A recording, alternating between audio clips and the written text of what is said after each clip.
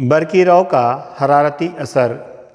बरकी मज़ाहमत को बरकी दौर में जोड़ने से बरकी रॉ से इसमें हरारत पैदा होती है। इसे बरकी रॉ का हरारती असर कहते हैं। पानी गर्म करने के लिए बॉयलर में हीटर का लच्छा इस्तेमाल किया जाता है। बरकी रॉ पर चलने वाली अंगीठी में नाइक्रोम के तार का इस्तेमाल किया जाता है।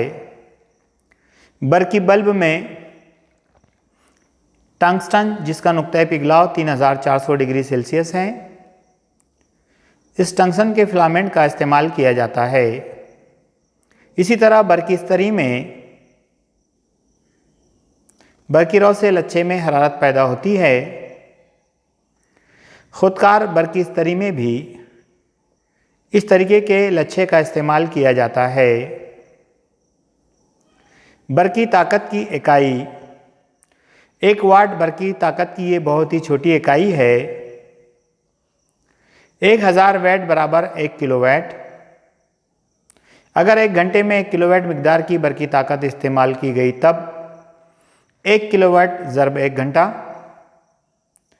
1 किलोवाट घंटा बरकी तवानाई इस्तेमाल हो तो इसे एक यूनिट कहा जाता है।